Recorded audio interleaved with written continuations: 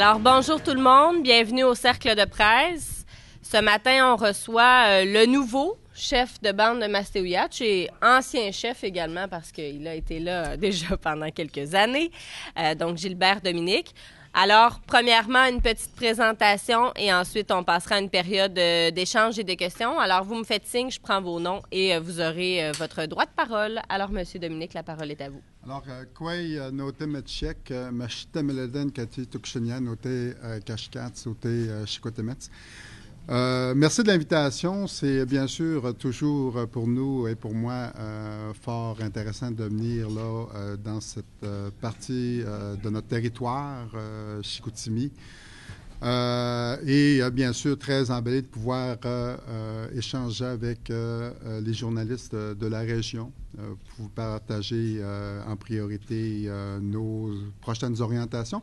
Mais juste avant de vous faire là une courte présentation, j'aimerais profiter de l'occasion pour vous présenter mes collègues, une toute nouvelle équipe, je vous dirais, une équipe qui est jeune, une équipe qui est très dynamique. Donc, je voulais profiter de l'occasion là pour vous les présenter. J'inviterais là peut-être là, très rapidement là, à venir me rejoindre M. Stéphane Germain, qui est vice-chef aux relations communautaires, Mme Marjolaine Étienne, qui est vice-chef aux affaires extérieures, M. Patrick Courtois, qui est conseiller délégué santé, tous les services sociaux, les loisirs, M. Jonathan Germain, conseiller délégué à l'habitation, travaux publics, Madame Julie Rousseau, qui est conseillère déléguée à l'éducation, développement de la main-d'œuvre, la sécurité du revenu, et M. Charles-Édouard Véraud, qui est conseiller délégué également au niveau du territoire, de la culture, d'Ilnuaïtoun, nos activités traditionnelles, notre langue. Donc, vous avez là derrière moi une équipe dynamique avec laquelle là, on a l'occasion là, d'avoir de grands échanges avec lesquels on partage bien sûr là, les plus grandes préoccupations, les plus grandes orientations de notre Première Nation. En fait, nous constituons là, le gouvernement Innu de notre Première Nation. Donc, je vais profiter de l'occasion pour vous les présenter. Merci beaucoup. Merci. Alors, vous aviez devant vous une équipe qui est déterminée, qui a la volonté de faire les choses de façon proactive et positive en mettant véritablement la communauté, notre Première Nation, au cœur de nos actions. Une équipe jeune et dynamique qui a choisi de bien communiquer avec ses membres. Une équipe qui s'est engagée à les consulter et à les impliquer face aux défis fondamentaux auxquels nous faisons face comme Première Nation. Une équipe dévouée qui a à cœur de bien servir sa communauté. Vous aviez devant vous également les membres de Piekwagumiu-Tchioutimor, le gouvernement des Piekwagumiu-Nuts, gouvernement qui ont la volonté ferme de défendre et promouvoir le Nilwun, notre langue, la culture, les droits ancestraux, y compris le titre aborigène. Un gouvernement Innu qui entend miser sur son développement économique, bien sûr en équilibre avec notre histoire, notre culture, nos valeurs, nos principes. Un gouvernement Innu qui continuera d'affirmer haut et fort en tant que premier peuple son droit à l'autodétermination et qui en assurera sa mise en œuvre.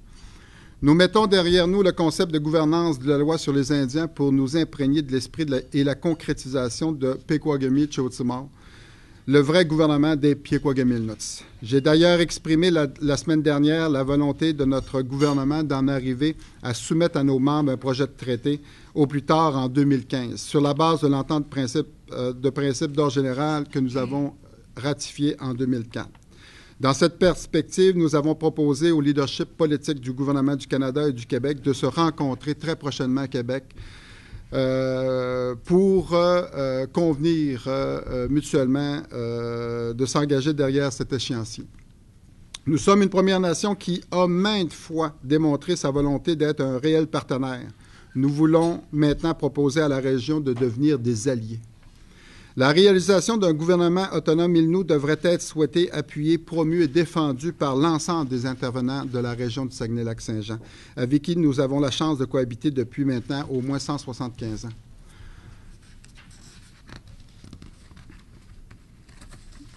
Cette relation qui a évolué au cours des dernières décennies et qui a permis le développement de différents partenariats dans plusieurs domaines.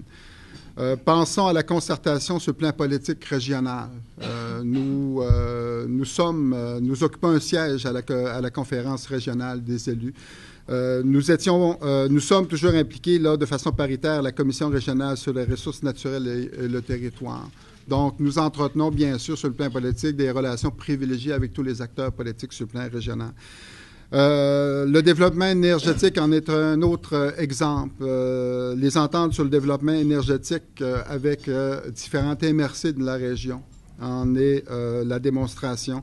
Les projets que nous avons menés à terme, Val-Jalbert, les retombées du chantier Péribonka, Manawan, la relation privilégiée que nous avons avec les grandes entreprises sur le plan régional. La relation, bien sûr, avec le niveau de gouvernement, les différents ministères. L'apport de notre Première Nation dans la région a des effets assurément positifs à plusieurs niveaux, notamment sur le plan économique. L'organisation du conseil que je dirige a un budget global autour de 45 millions. Donc, inévitablement, c'est un apport intéressant sur le plan régional. Notre participation aux différents grands projets. Rappelons-nous, chantier d'Hydro-Québec, projet Péribonka. La communauté a conclu le chantier avec 119 millions de contrats réalisés. Donc, on a eu la chance de développer une expertise extraordinaire. Puis cette expertise-là s'est faite conjointement avec des partenaires sur le plan régional. Rappelons-nous une étude que la Société de développement économique ILNU avait fait pendant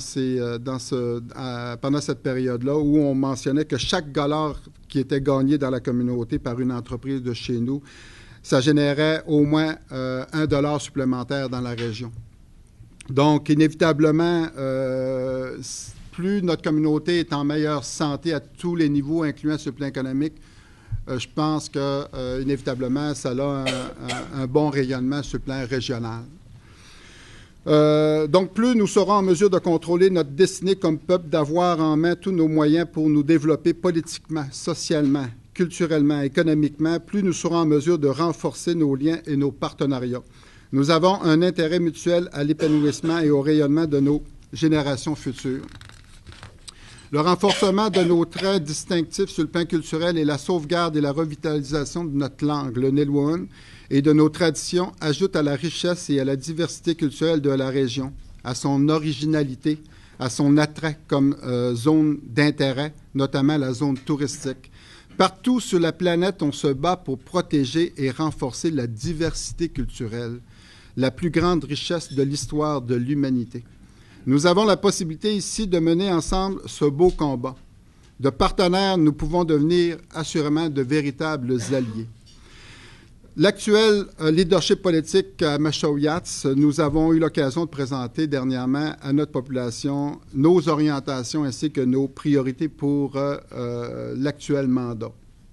En résumé, on mise beaucoup sur la sauvegarde et la revitalisation de notre langue. Vous savez hein, que comme Québécois, le plus grand défi que vous avez, c'est bien sûr votre langue.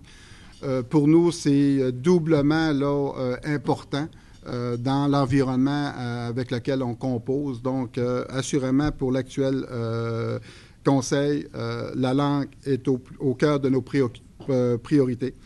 Un autre élément, bien sûr, toute la question de l'occupation, l'utilisation accrue de notre territoire ancestral.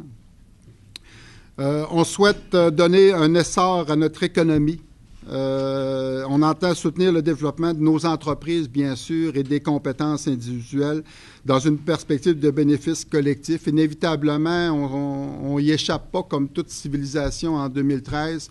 Pour nos populations, ça prend des emplois, bien sûr, pour de la perspective pour nos jeunes. Donc, c'est assurément une priorité. On entend, bien sûr, continuer là, la gestion rigoureuse des fonds de la nation. Vous savez, à travers le pays, à travers le Canada, nous sommes, je vous dirais, là, reconnus là, comme étant une Première Nation là, qui a une très grande qualité dans sa gestion de ces fonds. Et on entend poursuivre, bien sûr, là, cette partie-là. On souhaite améliorer l'état de santé général de notre communauté. Vous savez, là, à certains moments, on est confronté à des fléaux sociaux qui, bien souvent, nous entraînent vers le suicide. Donc, c'est des facteurs sociaux qui sont importants. Donc, on entend là, mettre beaucoup d'efforts là-dessus, miser sur la meilleure éducation de nos enfants, bien sûr. Tout le dossier de l'habitation est omniprésent également dans nos priorités. Nous avons une population qui a soif de connaître et a soif d'être impliquée, qui souhaite être impliquée. Donc, on a de grandes priorités en matière de communication, mais également d'implication de nos citoyens dans ce qu'on pourrait appeler les processus décisionnels de la communauté. Et finalement, on entend soumettre un résultat quant au processus de la négociation. On souhaite réellement là, pouvoir déposer un projet de traité prochainement à notre population. Nous souhaitons rallier nos voisins et partenaires dans l'atteinte de nos objectifs. Donc, en conclusion, je suis fier d'être le chef des Piekwakiamiut. C'est une nation très vivante, un peuple très vivant, un peuple fier. Je suis à la tête d'un gouvernement convaincu, unis et solidaires. Nous avons le goût de réussir, de contribuer au mieux-être des membres de notre communauté, de réaliser nos priorités, qui, nous en sommes convaincus, seront le début d'une nouvelle ère pour notre Première Nation. Nous aurons besoin de la reconnaissance et de l'appui de nos partenaires du Saguenay-Lac-Saint-Jean. Nous proposons donc à la région de devenir des alliés. Nous sommes convaincus que la région en sortira gagnante. Merci beaucoup. Alors, première question à Pascal Girard. Deuxième question à Louis Tremblay. Bonjour, M. Dominique. Est-ce que c'est envisageable dans un avenir lointain ou rapproché qu'il n'y ait plus de loi sur les Indiens? Est-ce que c'est dans vos négociations d'autonomie gouvernementale? Est-ce que c'est prévu d'en arriver un jour à ce qu'il n'y ait plus de questions, même pas de statut de citoyen à part entière? Ou est-ce que la loi sur les Indiens doit disparaître un jour? Je vous dirais là, que moi, personnellement, puis je suis convaincu l'ensemble de notre Première Nation, c'est ce qui nous inspire le plus dans nos négociations pour éventuellement convenir d'un traité. C'est inimaginable l'effet de la loi sur les Indiens, l'effet qu'a eu cette loi-là sur l'ensemble de nos populations. On nous a amenés dans un état de dépendance étatique de façon incroyable depuis quelques générations. Okay? Donc, inévitablement, ce qui nous motive, c'est assurément, là, éventuellement, prendre cette loi-là et la garocher en arrière de nous pour plonger vers une formule qui va être la nôtre, c'est-à-dire que un mode de gouvernance qui va nous permettre de prendre enfin nos propres responsabilités, de pouvoir là, les assumer pleinement et bien sûr de se donner les moyens, les outils là, pour les assumer. Donc, assurément, c'est une de nos grandes priorités, se départir de cette loi-là. Puisque le mouvement national entre les nations est assez fort pour dire, parce que d'abroger la loi sur les Indiens, c'est même pas quelque chose qu'on entend au point de vue fédéral, mais est-ce que c'est de quoi qui est partagé où vous n'avez pas certaines nations qui disent non, nous, la loi sur les Indiens, on aime ça, là. Bien, s'il y a des Premières Nations qui ont ce constat-là, ils sont peu nombreux, je vous dirais, là, à travers le pays. OK? Maintenant, le gouvernement a tenté à quelques reprises, rappelons-nous, là, de procéder là, de façon unilatérale. OK? Donc, il faut faire preuve de vigilance quand même là, par rapport au fédéral lorsqu'ils entament des chantiers comme ça. Inévitablement, pour nous, le seul chantier qui va nous permettre effectivement là, de se débarrasser de cette loi-là, c'est dans une négociation là, gré à gré qui va nous amener vers un traité sur la base de la reconnaissance de nos droits mutuels. Nous sommes un peuple là, qui, assurément, a des droits sur le territoire, laquelle droit inclut un titre aborigène. Maintenant, à partir de ces éléments-là, on est convaincu qu'on peut assurément là, trouver un terrain d'entente qui va être satisfaisant pour tout le monde, qui va nous permettre là, par la suite là, de pouvoir assumer pleinement nos pouvoirs de juridiction là, sur les grands dossiers qui concernent les membres de notre Première Nation, qui concernent le territoire, qui concernent notre mode de vie et tout ça. Donc, on est bien confiant là, d'arriver là, à quelque chose très prochainement, mais c'est la seule voie, à mon sens, qui est porteuse d'avenir. Louis Tremblay. En matière de développement économique, on travaille beaucoup c'est ainsi sur un projet qui est la mine de phosphate du lac Wawapol. Moi, j'aimerais que vous m'expliquiez là, logiquement comment 3 communautés peuvent revendiquer sur leur nitacinale la mine. La mine n'est pas à 3 places, là, elle est à 1 place au lac Apol. Mais les promoteurs, il faut qu'ils négocient avec Pointe-Bleue, il faut qu'ils négocient avec Escipit, il faut qu'ils négocient avec Betty-Amite. Ça veut dire que les 3, vous n'entendez pas sur le nitacinale. Puis vous voudriez que le gouvernement du Québec reconnaisse ça? Dans l'histoire de nos Premières Nations, OK, il y a assurément toujours eu des zones de chevauchement. OK? Et c'est compréhensible, c'est des zones où différentes familles cohabitaient ensemble dans ces zones-là. Le plus bel exemple, c'est nous et Pessamite, particulièrement ma famille, les Dominiques. OK? Dans notre histoire familiale, il y a des membres de la famille Dominique qui ont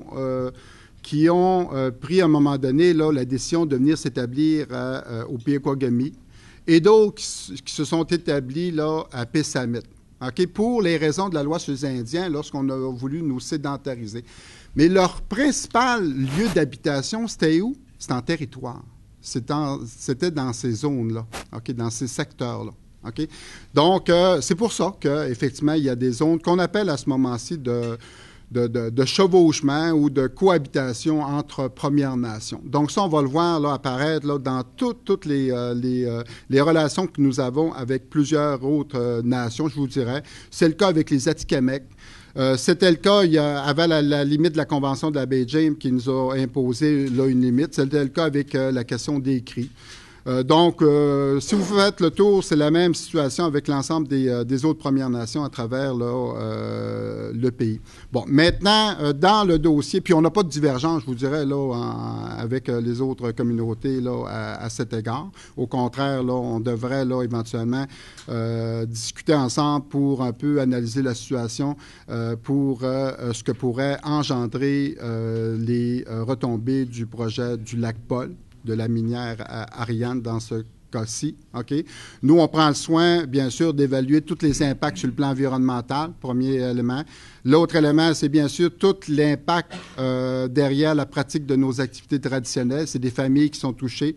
Donc, quels sont les impacts qui pourraient être omniprésents? Après ça, bien sûr, l'entente économique qui pourrait là, en découler, incluant la question d'emploi. Nous, on va regarder ces 3 éléments-là. Par la suite, on va partager tout ça avec notre communauté. Donc, on est dans un processus, je pense, correct à ce moment-ci avec le promoteur. Et inévitablement, on va tisser des liens avec les autres Premières Nations pour voir comment est-ce qu'on peut faciliter là, ces discussions-là. Ça répond à votre question, M. Tremblay? Non, mais pas. Catherine Paradis, prochaine question. Les cartes ont été faites, puis les cartes, ils disent pas ça. Les cartes, ils disent pas qu'il y a de zone grise. Ils disent tel territoire, c'est une communauté, tel autre, c'est une autre communauté, puis tel autre, c'est une autre communauté. Oui, mais vous voyez dans les cartes, des fois, il y a des chevauchements. En tout cas, pour le promoteur, c'est plus compliqué.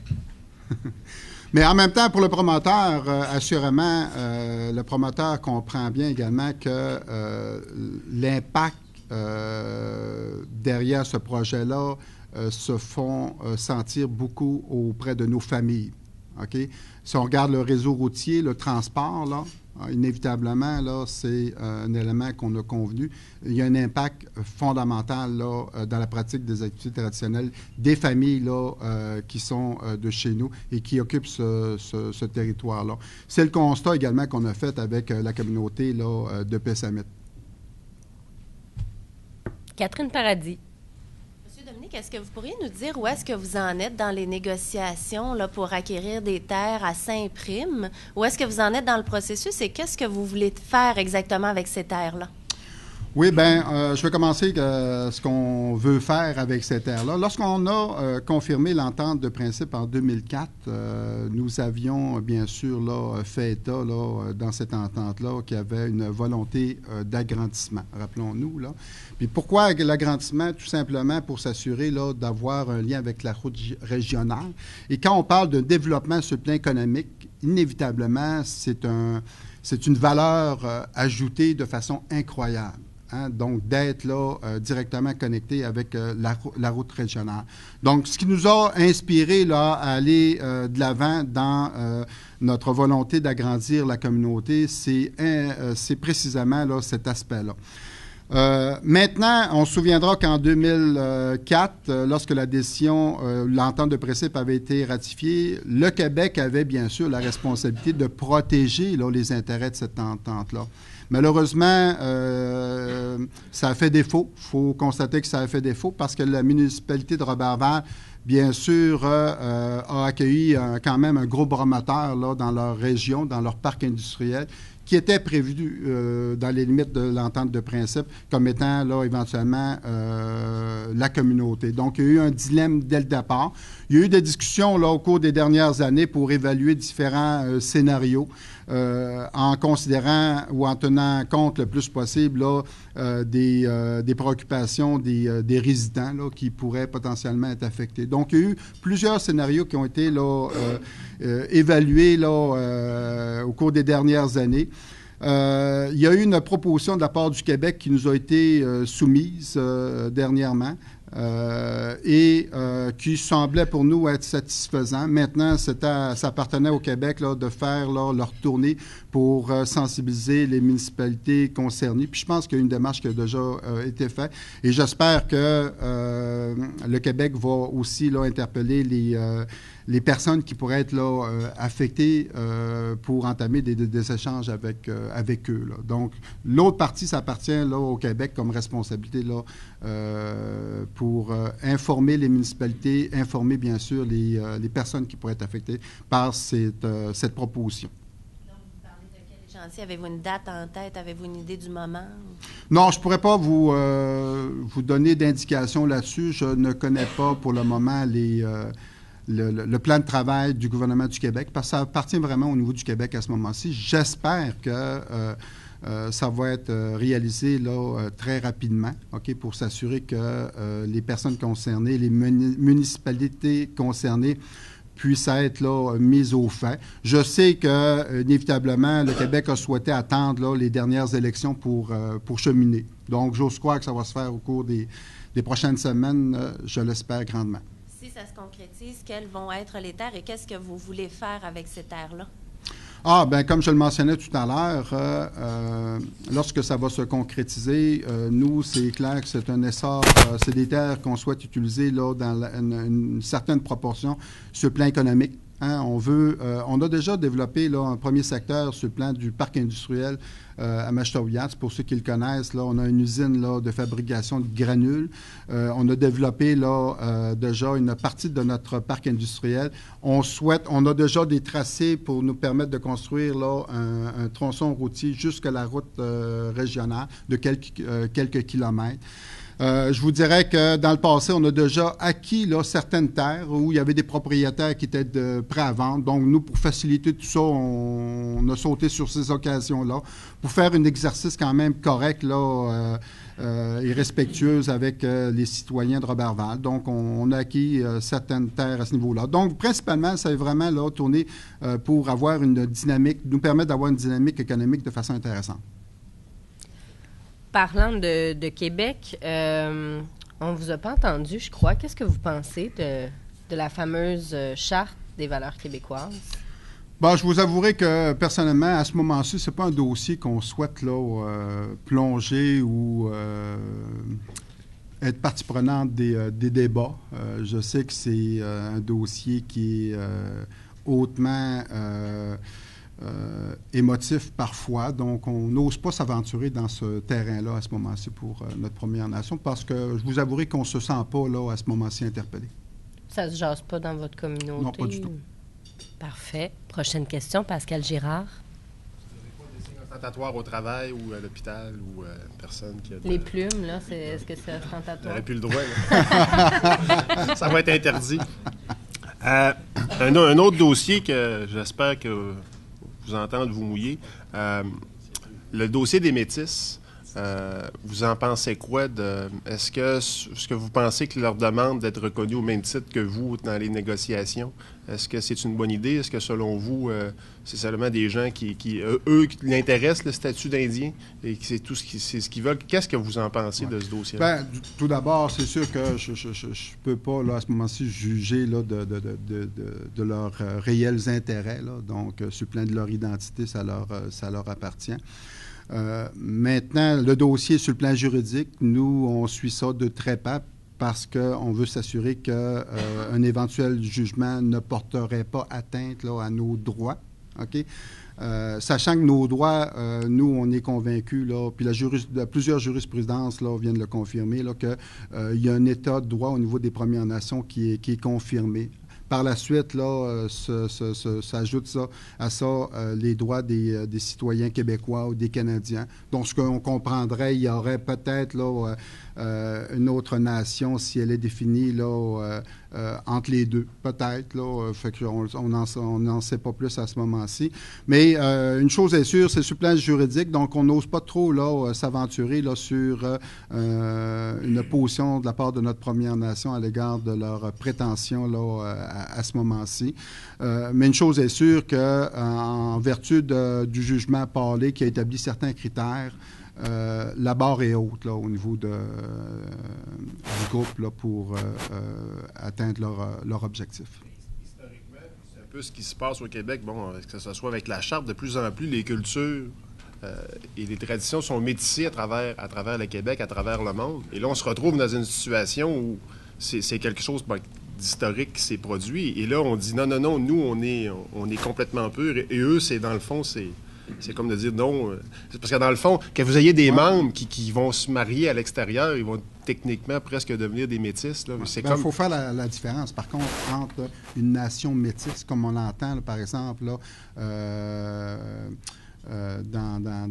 au Manitoba, je pense que c'est là que ça a pris racine, là, OK, donc, et la définition qu'on entend par une nation métissée, hein, donc nous, on ne s'en cache pas, on est une nation métissée avec, bien sûr, avec en toile de fond, là, la nation Innu, mais oui, dans le passé, historiquement, on côtoyait les Atikamekw, donc c'est sûr qu'il y a une relation privilégiée et des mariages qui sont faits dans ce sens-là.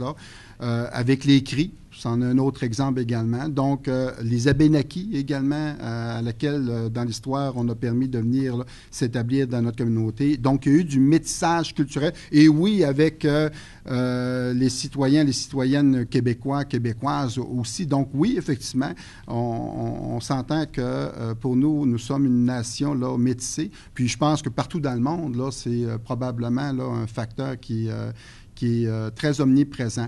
Donc, il y a une distinction entre, bien sûr, un peuple là, métis qui travaille là, ardemment là, pour faire valoir son identité comme métis, okay, avec sa langue, ses coutumes, ses droits, son territoire, et une nation métissée. Donc, moi, je pense qu'il y a une distinction importante quand même à considérer. Louis Tremblay. Monsieur Dominique, vous payez Maître Richard Bergeron pour assister à tout le débat. Et quand Maître Bergeron intervient dans le débat, il ne pose pas des questions aux métis, aux prétendus métis, pour leur faire dire qu'ils sont des métis. Là. Les questions de Maître Bergeron, c'est « vous êtes des Québécois comme tous les Québécois ». Je veux dire, Maître Bergeron, il va plaider un jour pendant cette cause-là. Et le mandat qu'il a, c'est de démontrer que les métis n'existent pas au Québec. C'est ça, son mandat. Bien, je vous dirais que le mandat qu'on a confié à nos procureurs, c'est pour assurer effectivement là, de suivre là, bien précisément ce procès-là ou ce jugement-là et d'assurément de protéger nos intérêts. Là. Okay? Parce qu'inévitablement, on veut éviter qu'il y ait superposition de droits OK, qui aura un impact sur les nôtres. Donc, inévitablement, on ne s'en cache pas. Donc, c'est là le débat, c'est la superposition des droits. Oui, donc, inévitablement, on veut s'assurer effectivement qu'on ne se retrouve pas dans un jugement qui pourrait porter atteinte là, à nos droits. Donc, inévitablement, là, on se doit, pour protéger les intérêts collectifs de notre Première Nation et ses droits, d'être présent dans ce débat-là. Mais leur donner des droits, en quoi ça vous enlèverait des droits? Ou que ça nuirait à vos droits? Première chose, je ne pense pas que c'est moi qui va, ou notre communauté qui va leur donner des droits. Là. Je pense que c'est... Mais je vous dirais que non. Est-ce que ça a des effets sur nos droits? Honnêtement, moi, je ne croirais pas parce que, inévitablement, nos droits vont assurément avoir une prépondérance sur tous les autres droits qui pourraient là, survenir, là, puis incluant là, avec les Québécois. Là. Regardez, hein, puis la jurisprudence l'a confirmé, dans la pratique, dans le prélèvement, il y a une prépondérance sur le plan des Premières Nations dans le prélèvement de la ressource. Okay? Donc, inévitablement, s'il y a une nation métisse qui s'installe au niveau du Québec ou qui est reconnue, elle ne peut pas se situer au même niveau que celle des autres Premières Nations qui sont ici depuis des millénaires. Laval-Gagnon? Le micro. Quand on regarde votre programme Orientation et priorité, à ma connaissance, c'est une des premières fois, je pense que la communauté publie un document avec aussi structuré, il y a là une vision stratégique très structurée, très organisée. J'ai pas fini, c'était mon préambule. OK. Mais là-dessus, peut-être très rapidement, répondez pas dans mon préambule. Ça fait depuis bon nombre d'années, pour pas dire de quelques mandats, que la communauté, ou sur le plan politique, on se donne ce type d'outils-là. OK? Et quand on a travaillé ça, nous, on s'est inspiré de tout ce qui a été fait là, auparavant. On a ressorti toutes les planifications stratégiques ou les orientations pour nous inspirer, pour voir, bon, maintenant, là, quel track qu'on veut là, proposer à la communauté. Là. Donc, c'est un outil qui est utilisé dans notre communauté. C'est presque même c'est un document sur la gouvernance de la communauté, tout ça. Mais quand on regarde le contenu, et c'est un peu le constat que je fais, là, c'est la première fois que j'en prends connaissance, on constate que les grands éléments de ça, il y a comme une sorte de... Ça illustre en tout cas la transition, et c'est là ma question. Est-ce que vous n'êtes pas en train, de toute façon, de devenir une sorte d'organisation de gouvernance, tournée beaucoup plus vers la modernité que vers et je sais que vous allez dire pas tant que ça, mais quand même, vers la mise en valeur et le maintien et la conservation des traditions. Et je veux illustrer ça par l'affirmation suivante. Quand on connaît un peu le secteur, Mastéiache est devenu en fait l'ancienne réserve. Là, bon, c'est un territoire, c'est presque comme une municipalité sur le plan de l'urbanisation avec ses stratégies là, de développement. Puis ensuite, il y a les territoires qui sont revendiqués, les traditions et tout ça. Et l'exemple des terrains que vous voulez acquérir illustre assez bien que vous avez une vision de développement qui pourrait être celle de toute municipalité, dans le fond. Ma question est celle-ci. Est-ce que, dans le fond, la communauté, et peut-être qu'elle n'a-t-elle pas le choix, là, est en train de devenir, dans le fond, une organisation beaucoup moderne avec ses outils et ses revendications peut-être, mais ses outils et ses projets de développement, comme l'illustre votre document, et que le volet un peu plus tradition est en train, pas d'être mis en importance secondaire, mais quand même ne fait que colorer, dans le fond, votre désir d'orienter le développement dans l'avenir. Très Je bonne sais que question. je soulève une question plus que j'en pose une, comme d'habitude.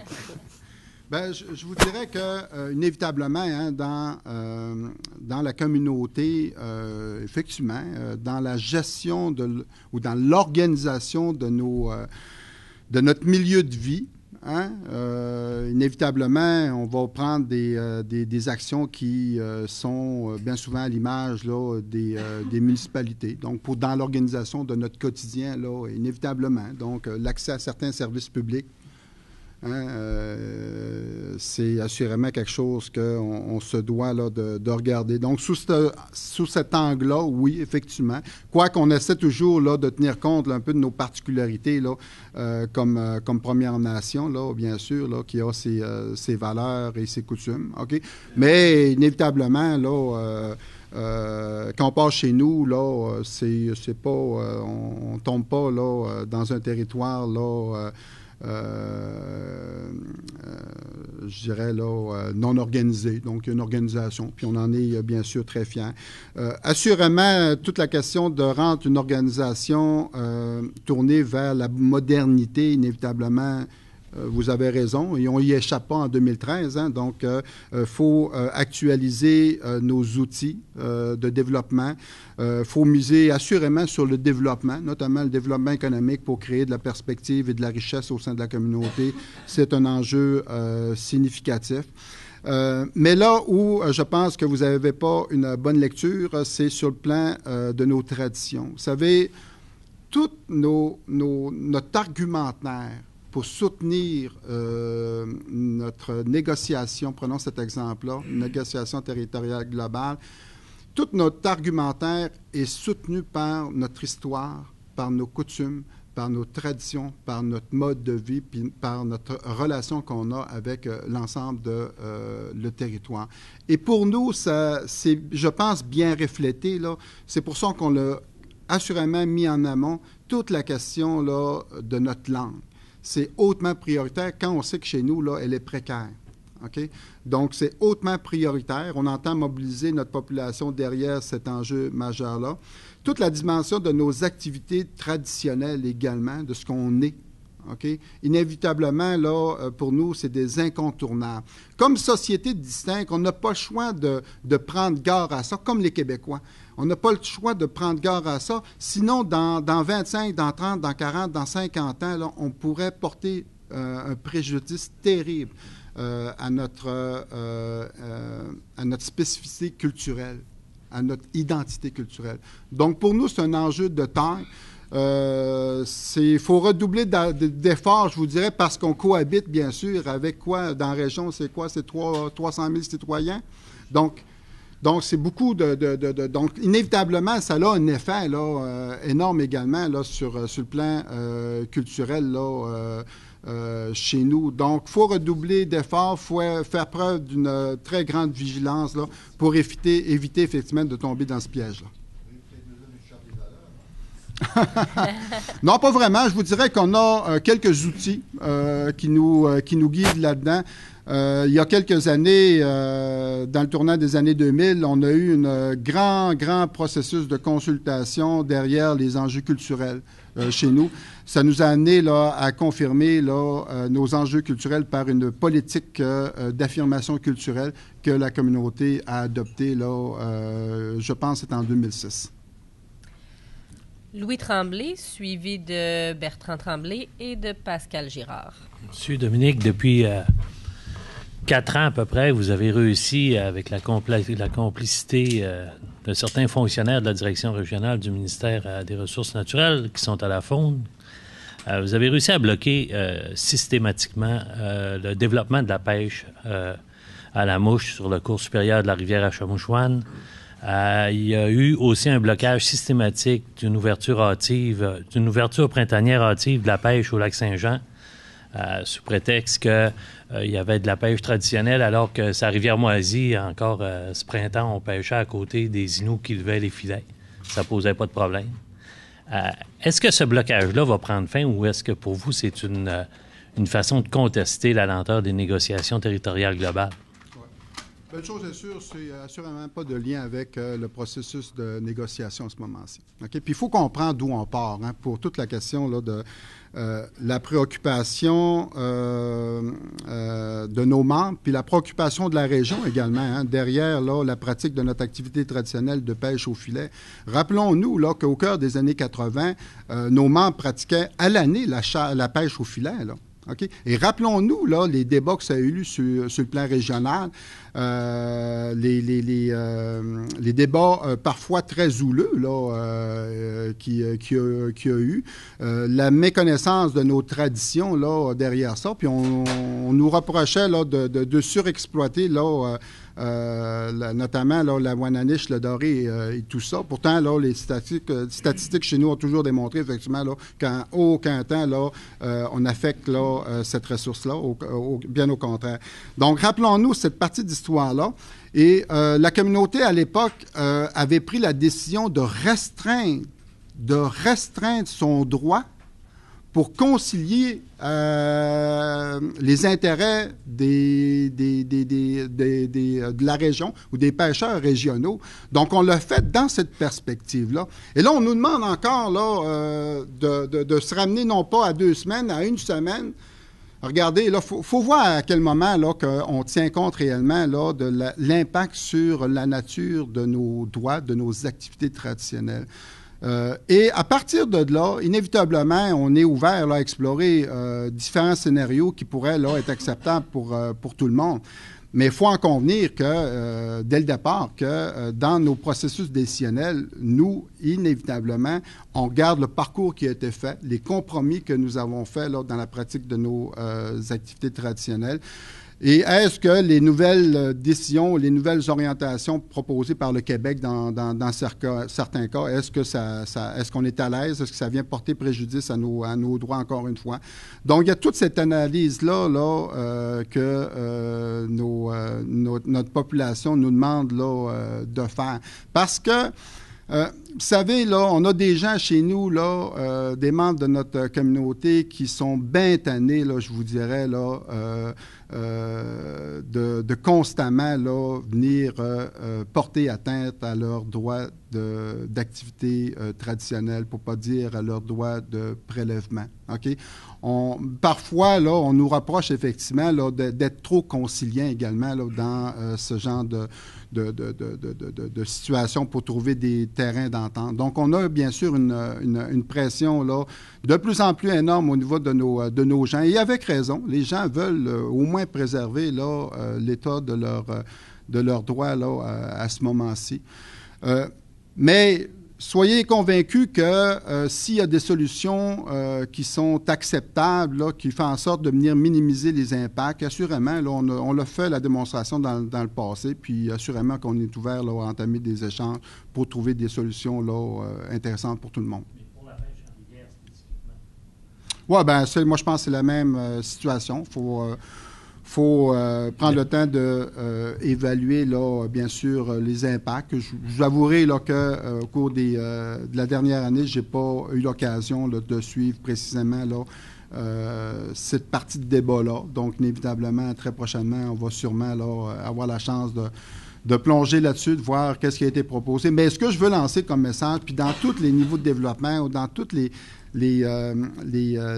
actions ou les décisions que les acteurs prennent et qui ont un impact sur nous, inévitablement, là, je veux envoyer le signal qu'il faut être vigilant et toujours se rappeler là, que notre communauté là, a constamment là, été très conciliant, a trouvé toujours le moyen d'accommoder, je pense, que les autres acteurs là, dans la région pour s'assurer d'une bonne cohabitation. Maintenant, c'est sûr que ce n'est pas une carte blanche. Il faut trouver là, des terrains d'entente là, qui sont satisfaisants, bien sûr, là, pour nous comme pour la région. Bertrand Tremblay. M. Dominique, je vois votre programme, là, c'est impressionnant. C'est vraiment le programme d'un pays. Quelle est la population de votre peuple et combien il y a de main-d'œuvre? Parce que là, vous avez presque une autorité sur toute l'exploitation des richesses naturelles du territoire, ce qui est énorme. Sur la chasse et la pêche, Il y avait un pourvoyeur qui nous disait dans une conférence avant-hier, ici même à l'hôtel Chicoutimi, qu'il ne faisait plus affaire avec les Américains. Il y avait des profits d'une centaine de millions de dollars. Là, c'est plus possible. Ils sont plus capables de faire venir un seul Américain à la pêche. Ça les intéresse plus parce qu'ils n'ont plus de... Mais combien est-ce que vous avez de main-d'œuvre à utiliser? Parce que c'est tout pour utiliser votre main-d'œuvre. Quelle est la population, quelle est la puissance de votre main-d'œuvre pour avoir autant je dirais, d'espoir de développement? Je vous dirais d'entrée de jeu que notre population, on a un membership d'un peu plus de 6 000 personnes, je pense, là, comptant l'ensemble de du membership de l'ensemble de notre Première Nation. On a un peu plus de 60 % qui demeurent à l'extérieur de la communauté, donc dont un bon nombre là, dans la région, là, justement, de Chicoutimi et son secteur ici. Donc, on a eu des grandes familles dans l'histoire qui se sont établies là, dans le secteur. Sur le plan local, notre population résidente, je pense, on est autour de 2200, 2300 là, résidents au niveau de la communauté. Maintenant, oui, vous avez raison, effectivement, c'est un immense chantier. On assume à ce moment-ci de très, très grandes responsabilités là, par rapport à si on compare à une municipalité. Hein. Donc, c'est vraiment pas le même terrain de jeu, je vous dirais. Donc, on se situe à un certain niveau de gouvernement. On s'en couche. Ben, je vous dirais, quand nous envoyons le message que pour nous, assumer nos responsabilités et être en meilleure santé, inévitablement, ça va rayonner sur le plan régional, c'est parce qu'on est convaincu, puis on en fait la démonstration à ce moment-ci, que ça crée des emplois dans la région. OK? Donc, inévitablement, il y a cet échange d'expertise et de complémentarité qui existe. Donc, pour nous, c'est clairement pas une approche, là, dans une perspective de traité, là, où on va mettre une bulle de verre dans notre communauté. Voyons, c'est carrément pas cette approche-là. Au contraire, on veut créer des perspectives de partenariat. On va créer des emplois, puis ces emplois-là, il y a beaucoup de gens de la région qui vont les occuper, comme il y a beaucoup de gens de la région, vous seriez surpris, là, qui occupent des emplois dans notre communauté, là, des postes fort intéressants, où on n'a pas toute l'expertise. Donc, on ne s'en cache pas, là. Donc, on n'a pas de ces expertises-là. On veut travailler, bien sûr, fort pour développer ces expertises-là, mais inévitablement, on a besoin, là, de temps à autre, dans certains champs, de bons coups de main. Et il y a des experts tout à fait appréciables sur le plan régional qui viennent à ce moment-ci nous donner de grands coups de main. Donc, c'est notre approche. On est convaincus dans ce sens-là que plus notre communauté va être en santé, plus grandes les retombées vont être sur le plan régional. Et en passant, j'aimais bien votre passage où, effectivement, on est maître d'œuvre, là, dans mes mots, là, pour reprendre un peu là, ce que vous ameniez par rapport aux ressources naturelles. Là, on aimerait beaucoup ça, mais ce n'est pas le cas à ce moment-ci.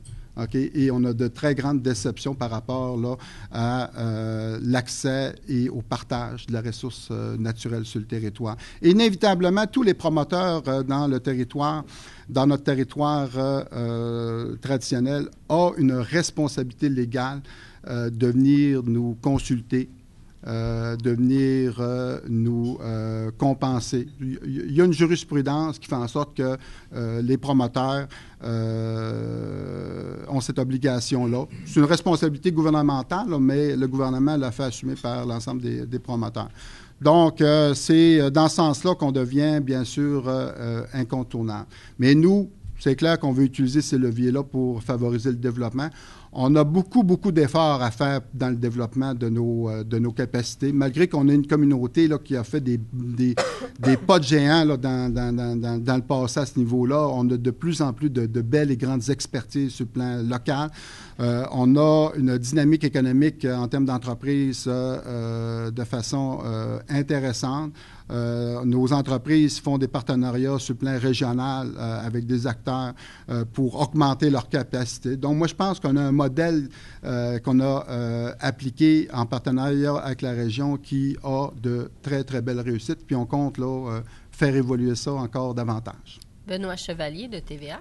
Bonjour, M. Dominique. J'aimerais vous ramener au niveau des négociations entre Québec et Ottawa, de l'approche en cours. Est-ce que vous envisagez soit des moyens de pression? Est-ce que le ton pourrait monter en 2014 pour accélérer le processus, pour retourner à la table de négociation? Parce que ça avance à toute fin pratique, plus du tout, là, ce débat-là. Ouais. C'est clair qu'on ne veut pas mettre une épée de Damoclès sur le processus de négociation, mais en même temps, inévitablement, nos populations nous poussent dans le dos. Le fait que plus on retarde, plus on vient porter préjudice à l'entente de principe que nous avions convenue. Et l'entente de principe, c'est l'objet d'une multitude de compromis de part et d'autre. OK? Donc, quand on prend trop le temps pour éventuellement concrétiser un projet de traité à partir de cette entente-là, on risque d'augmenter les occasions de venir porter préjudice à cette entente-là. Un des exemples bien particuliers qu'on peut citer, c'est la décision du gouvernement du Québec à l'égard des projets de mini-centrales. Il est convenu qu'on a 30 mégawatts. On a convenu avec le Québec 30 mégawatts dans la petite centrale, comme on le fait dans le secteur de la municipalité de Dolbeau-Mistassini, où on a érigé un projet d'un peu plus de moins de 10 mégawatts. Donc là-dessus, il y avait des perspectives. D'autant plus que notre approche, dans ce sens-là, on a dit on va développer cette filière-là en partenariat avec des acteurs régionaux où c'est 100% collectif. Donc, on avait un levier intéressant. Mais du jour au lendemain, on a un gouvernement qui, bien sûr, à ce moment-ci, a pris la décision unilatérale de mettre fin à ce programme-là, disons, OK, sans nous consulter, sans nous informer. On a appris ça, comme tout le monde, par le biais des médias. Pourtant, on avait une relation de négociation de bonne foi. On a signé une entente qui est écrite, qui est claire, je pense, comme l'eau de roche. Puis pourtant, on n'a pas pris garde à ça. Donc, le plus grand défi qu'on a dans la dynamique de la négociation, bien sûr, c'est la question de temps. Parce que si on prend encore trop de temps, nos populations vont perdre confiance. On va porter préjudice au processus, à la crédibilité du processus. OK? Et je suis convaincu que notre population va nous donner un autre mandat. Puis le mandat, ça va être simple, ça va être un mandat d'affirmation. Puis on sait que quand on entame des mouvements d'affirmation, bien souvent, ça va se terminer par des actes qui pourraient entraîner des actes de confrontation. Puis après ça, on se questionne sur certaines décisions, notamment, ça fait les manchettes dernièrement, puis je salue hautement les efforts et la persévérance de la nation Atikamekw. La nation Atikamekw a négocié une entente bilatérale avec le Québec, puis rappelons-nous qu'ils ont mis un mouvement de pression, ils ont bloqué des routes, pour ne pas dire que ça a été une action de confrontation, d'affirmation haut et fort. Il arrive quelques mois après une entente. Donc, c'est un signal qu'on reçoit que pour négocier, pour arriver rapidement à une entente correcte pour tout le monde, qu'il faut bloquer des routes, qu'il faut bloquer les trains, qu'il faut mettre de la pression de ce genre-là. Nous, ça n'a pas été notre approche depuis le début parce qu'on faisait confiance au processus. Maintenant, il faudrait s'assurer qu'on ait, bien sûr, une cohérence dans nos discours, OK, bien sûr, d'une part. Et c'est pour cette raison qu'on souhaite ardemment, en décembre prochain, pouvoir rencontrer le fédéral. Le fédéral a confirmé sa présence à Québec en décembre prochain. Nous souhaitons, on a fait des démarches auprès du Québec, nous souhaitons, bien sûr, on souhaiterait que Mme Marois puisse être présente parce que, vous savez, tout le dossier des Premières Nations relève directement du bureau de la Première ministre. Sinon, sa ministre déléguée, d'être présent également pour aborder cette dimension-là qui, à notre sens, est importante. C'est-tu maintenant le niveau de tolérance des gens à Mastou-Riache? Parce que vous en avez parlé, vous faites pousser dans le dos par la population. Vous le décririez comment, le niveau de tolérance actuellement? Je vous avouerai qu'elle est de plus en plus effritée. Effectivement, on ne s'en cache pas. Les gens, de plus en plus, on a le sentiment qu'ils perdent confiance au processus de négociation. Nous, on entend ramener, bien sûr, là, en avant-plan, en termes de communication, la portée de notre entente, une entente historique à notre sens, parce qu'elle est bâtie sur la reconnaissance mutuelle de nos droits. C'est la seule entente encore à travers le pays, là. Il n'y a pas d'autres ententes qui vont jusque-là. Donc, nous, assurément, là, sur le plan politique, on entend préserver ça, mais je vous avouerai que la population, là, de plus en plus, là, on a un peu de difficulté à les convaincre des résultats. Donc, c'est de plus en plus mitigé. Mais assurément, c'est pour ça qu'on souhaite largement que nous, le Québec et le fédéral, s'engagions là sur un horizon de date, d'échéancier, pour envoyer ce signal à nos populations et bien sûr à nos voisins qu'effectivement, là, c'est le temps de passer là, à autre chose, à déposer quelque chose de bien palpable, de bien concret qui va faire l'affaire de tout le monde. Dernière question, Laval-Gagnon. Oui, M. Dominique, vous savez que Rio Tinto Alcan exerce une énorme influence dans le bassin hydrographique par la gestion des barrages, le niveau du lac et tout ça. Vous savez que c'est ainsi... il y a beaucoup de plaintes et d'impacts qu'on peut mesurer très clairement. J'aimerais connaître votre point de vue sur ça. Est-ce qu'il y en a qui parlent du besoin, de la nécessité même de tenir des audiences publiques pour refaire la convention entre le milieu et la compagnie? Qu'est-ce que vous pensez? Quel est votre point de vue de ce côté-là? Oui, bien, j'apprenais dernièrement que c'est très récent l'obligation là, de Rio Tinto Alcan de nous consulter là, sur les travaux qui se font là, autour du lac là, pour la question des berges. Donc, nous, on a toujours souhaité là, d'être là, partie prenante de cet exercice-là, d'avoir les informations, parce que ça nous préoccupe grandement, là, comme je pense tous les citoyens qui vivent autour de ce merveilleux plan d'eau-là. Et avoir des occasions d'en échanger pour mieux comprendre, voir, inévitablement, nous, on est très à l'aise à ça. Je pense que ça peut être un rendez-vous là, très, très pertinent là, à ce moment-ci, là, dans le contexte que l'on connaît. Donc, on est à l'aise avec un lieu pour échanger sur... Oui, on a des relations qu'on va souhaiter, bien sûr, voir évoluer, parce que c'est un très, très grand promoteur, si ce n'est que le plus grand promoteur là, au sein du territoire. Donc, oui, on a des relations là, intéressantes avec Rio Tinto Alcan. On a un comité conjoint, OK, avec cette grande entreprise-là. Et on va souhaiter, effectivement, de faire évoluer notre relation.